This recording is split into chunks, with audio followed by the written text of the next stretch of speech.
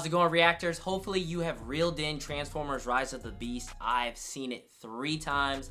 Most likely I will reel it in once again and take some friends and family to reel it in once again for a 4th time. I've seen it in 3D, I've seen it in IMAX multiple times, but you guys need to let me know how many times have you seen it or your thoughts on the film, spoilery thoughts in the comments. Sound off down there, because in this video I will be reacting to new Rockstars ending explained to the film, and then at the end of this video I'll share more of my spoiler thoughts that I have right up here. But before we dive into this video, like this video, thank you, and hit that subscribe button for more reactions, more reviews, just like the one you're about to watch here today in this video.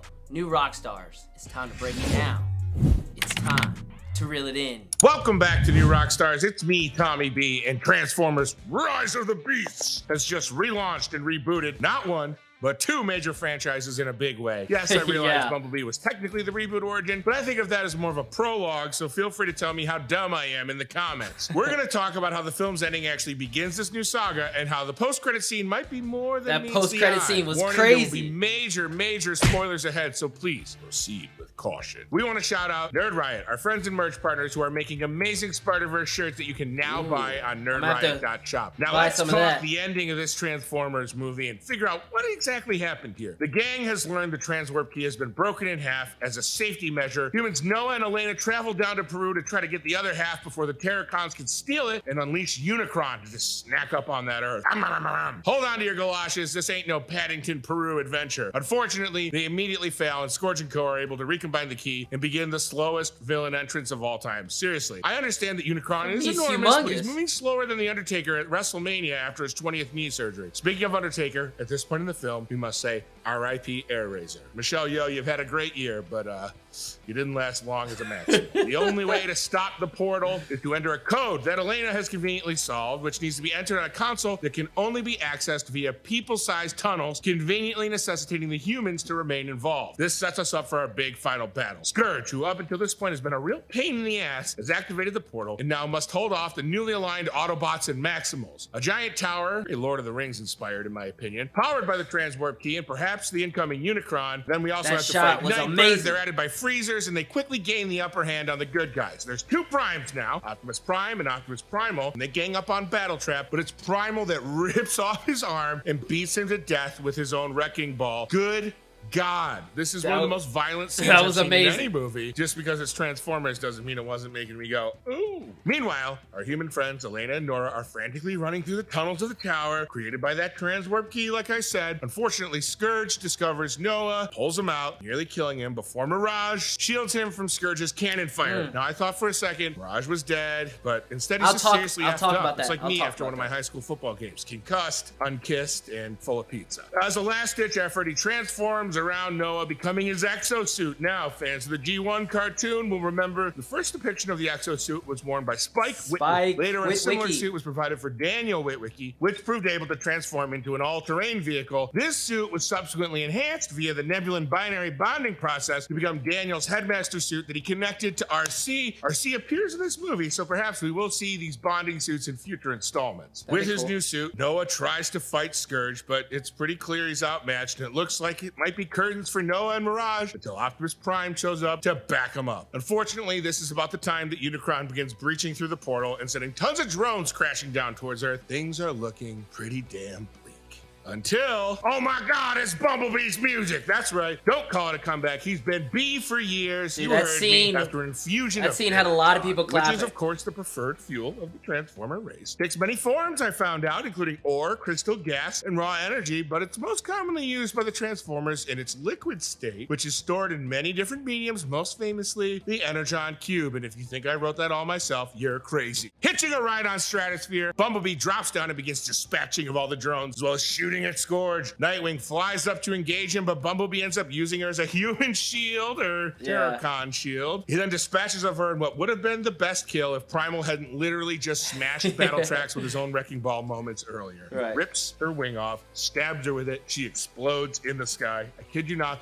This movie is brutal. I know it's CGI. It's still brutal. I'm almost out of breath here. This whole time, Elena is running from a freezer, trying to get to the console, entering the access code. And even though she manages to enter it, the console gets destroyed in the Scourge and Prime fight. Scourge asks Unicron to send in more reinforcements, and Unicron does. Calling for help. Finally get to see the Scorponok that us real gearheads will remember first appeared in the 2007 Transformers movies, as well as one of the sequels, Revenge of the Fallen. Fortunately, the Autobots and Maximals at this point are a well-oiled machine, much like my beloved Buffalo Bills and their leader, Josh Allen. And they're able to handle the drones, freezers, and Scorponoks while Prime kills Scourge in another brutal fashion kill, also reclaiming Bumblebee's emblem. This belongs to a friend of mine, is what he says. I don't know why I said that in a Hulk Hogan voice, but I like it. Keep it in, editors. Damn, the good guys are savage in this one. Like I said before, the battle destroyed the console, so the only option left for Optimus Prime is to sacrifice himself for probably 1,000th time between the comics, TV show, and various movies. But oh no, my friends, human Noah is more than meets the eye this time. He comes to Optimus Prime's aid, helping him destroy the transwarp key, trapping Unicron in the process. You know we love an initial suck-in, and there is a huge suck-in at this point of Unicron being sucked back out of Earth, and it almost sucks in Noah and Optimus Prime. Luckily, they make it out alive. And Primal then says Unicron is not dead, and the Unicron is instead trapped and could return.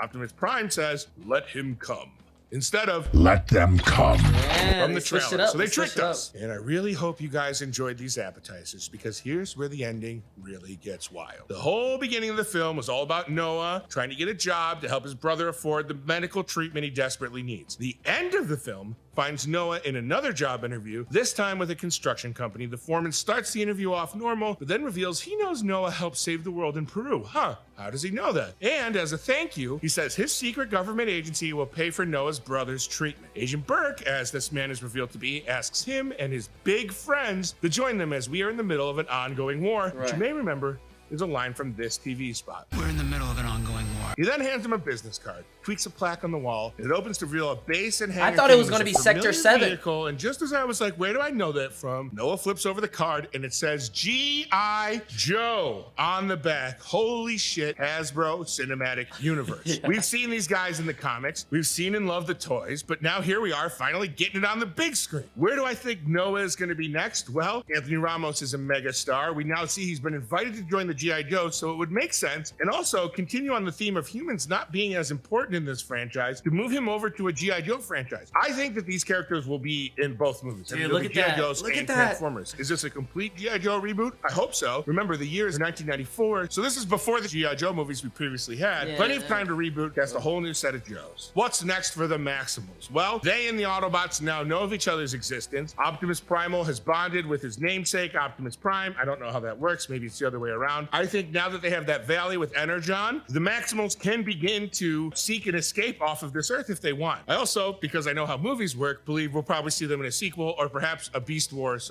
movie. So let's talk this post-credit scene. In the mid-credit scene, we see Noah putting the finishing touches on a junker car made up of different parts. And surprise, the thing just transforms into a red and silver Mirage. It's kind of funny. My first car was a yellow car with a white door, and this reminded me of that. The colors are all mismatched. So it looks like Noah managed to restore him from the exosuit, and now Noah's friend Reek is aware. So I think Reek is actually the first recruit into the G.I. Joes. That's my theory of what this post-credit scene means. Now, here's my overall thoughts on the movie. Bumblebee was the reboot, but this really feels like a relaunch of the franchise. Now, we're clearly setting up Unicron as the big bad, but with him being stuck, it allows for some Decepticon duplicity over the next film or two. Why not reintroduce a new Megatron? Why not reintroduce a new Starscream betraying Megatron? I like that the humans were not the main focus of this film, and especially at the end, it made sense because they're branching Noah off to the G.I. Joes, and if these films are going to be combined in a cinematic universe, there's no need to have a main human character as a through line in this franchise. It's all about the Autobots. Right. Don't forget to check out our many great merch. Good video. Follow me at Tommy Beck. Great video. Great video. Now time for my thoughts. Alright, now I don't want to speak too long, as in my no spoiler review. Be sure to check that out. I spoke a lot because I ended up loving the movie. Not liking it, but loving it. So that's better. But after seeing it multiple times, I gotta say, yeah, I wish the runtime was a little bit longer, therefore to flesh out more scenes with the Maximals, because we don't get that much of the Maximals other than a Razor. A little bit of a longer runtime, not 2 hours and 20 minutes, maybe, an added 10 minutes, added 15 minutes to flesh out those moments. I think the movie would work best. But after watching it multiple times, this movie is very rewatchable. It moves so fast. Like when the Autobots are introduced to Noah, this movie takes off super fast, and then the movie's over. That is something I have realized after watching this movie not once, not twice, but 3 times. This movie moves so fast, a little bit too fast, but when it comes to rewatchability compared to other Transformers films, this movie ranks up there with the very first one.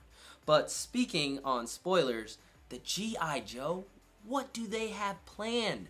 At first I thought it was the Sector 7. I was like, oh my god, he's going to be recruited with Sector 7. I mean, we saw Sector 7 play a big role in the previous Transformers film, which was Bumblebee. So that is what I was thinking at the time. And then he flips the card over, and it's the freaking G.I. Joe.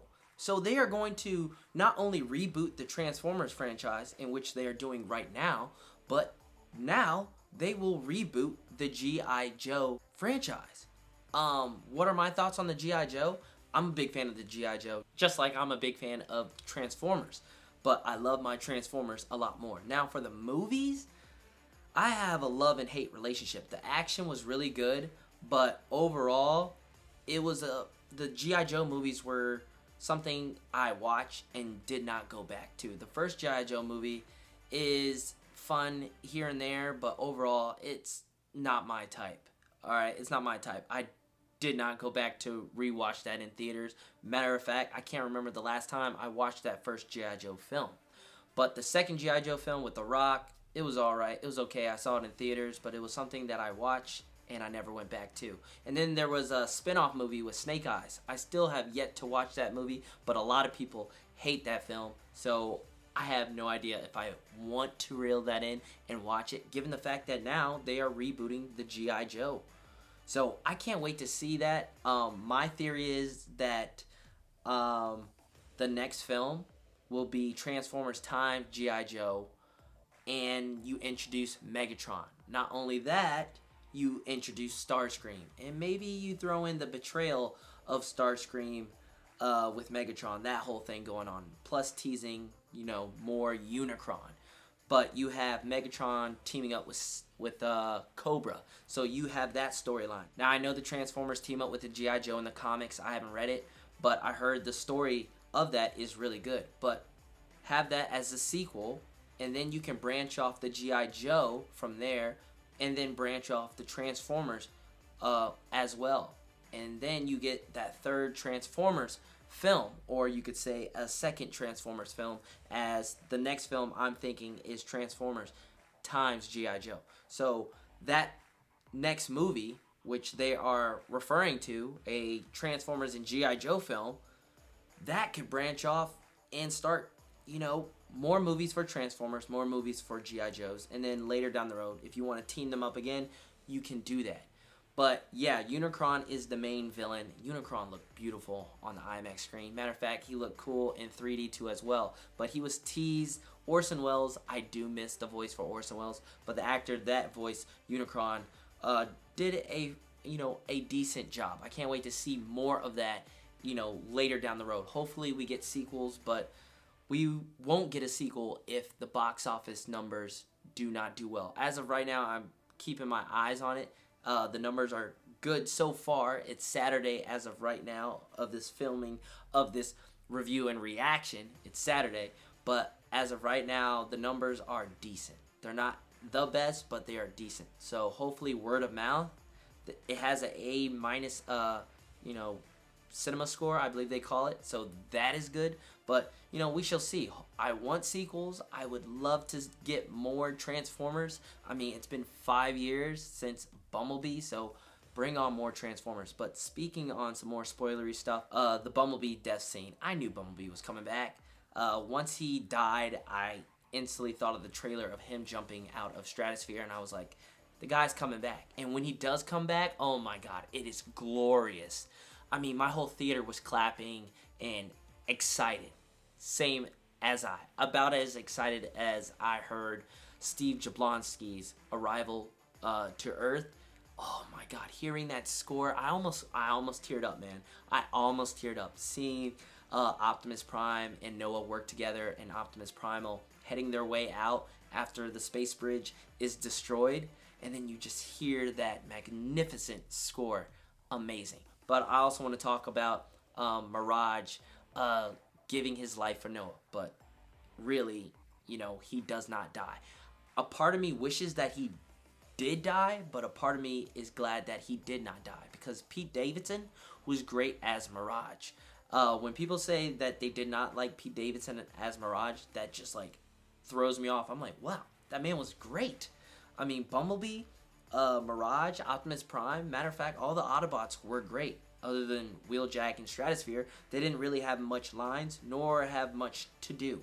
But everyone else was great. Same with the Maximals. You know, crazy how Rhinox just does not speak. And Cheetor, he's one of my favorite Maximals from Beast Wars. He has like a few lines, but he is badass in that final act. That third act is amazing. But speaking on Mirage giving his life to Noah, that almost broke me. I was like, oh my god. He's just getting blasted into bits. And then he was telling Noah, home team, quoting their saying that Noah and Chris, his little brother, have together. Oh, that was magnificent. This movie has a lot of heart. Not only that, Optimus Prime's character arc in this story is so good.